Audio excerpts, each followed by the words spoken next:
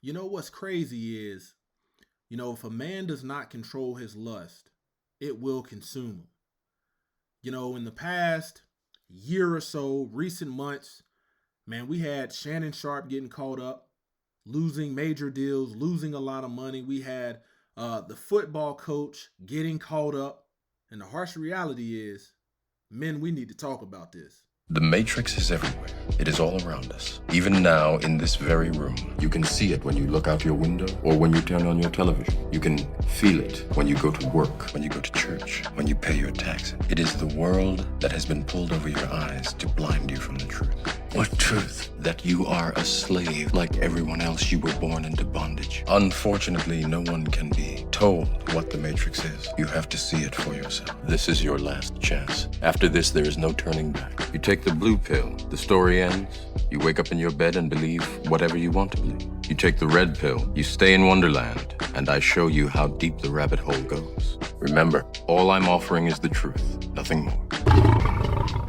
All praise to the Most High Yah Shalom. Thank you for tuning in to another righteous Ruach Spirit-filled episode. Today I'm back at it in them trenches, handling that kingdom business.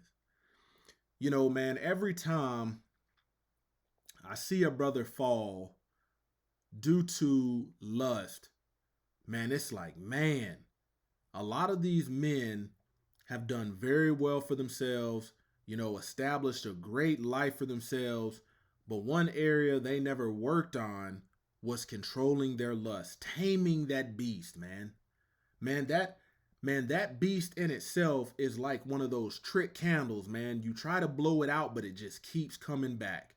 And I want you to think, man, a lot of these men, outside of the Ruach HaKodesh being filled with the Holy Spirit, aren't going to be able to tame that beast. And this is why they constantly fall over and over again. Man, you look at Diddy, you look at Shannon Sharp, you look at the Michigan State football coach. You look at a lot of these men that, choose not to marry, and the ones that's married can't stay within their marriage, the protection of marriage. And what do? They go get with one of these women out of their lust, and they wreck their doggone household. They wreck everything they work for. Because why? They got a state-issued marriage license. And according to state, no, there ain't no sign. And here's the thing, man. When you can't control your lust as a man, you're gonna tear your family apart. Especially if you're out here getting married with a state-issued marriage license. Another one is, man, you are lighting the match to set yourself on fire. You're gonna burn in your lust. This is why the Most High says, flee fornication. For men out here that's not married, flee fornication. He's not telling you to play with it, to tiptoe around it, to try to moonwalk around it. No, flee, run from it. Man, that's to your benefit. Think about this, man. King Solomon in the book was like a lot of these very successful, high-earning men out there that's got status. He'll have no problem getting women, and women will flock to you because you've got the resources.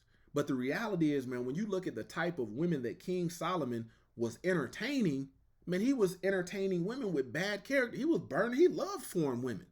King Solomon was an idea. King Solomon was the same.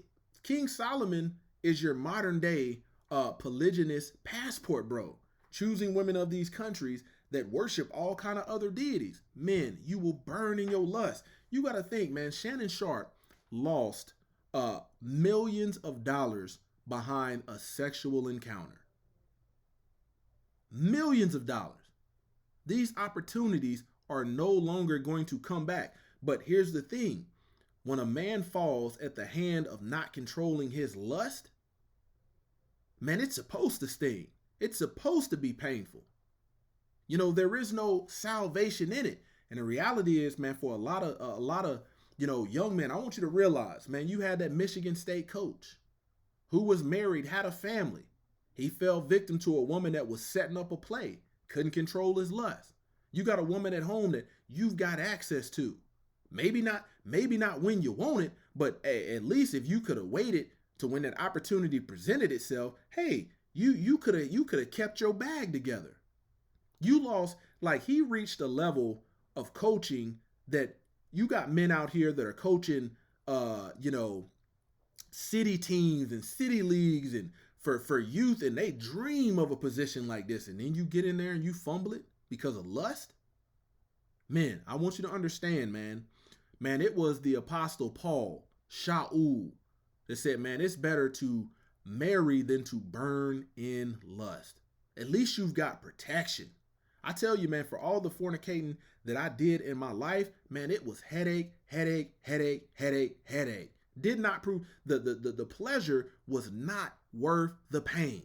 The pleasure was not worth the suffering. And here's the reality. Because the Most High is an expedient in executing judgment, the heart of man continues to sin. Because you're thinking you're getting away with it, you know, and the Most High is not executing his wrath on you, you know, immediately. You think you've got away with it. But I'm here today to tell you, you're not getting away with it. The damage is being done. You know, you just continuing to pour gasoline on your own draws. And when that time comes, somebody gonna strike a match and light you with it.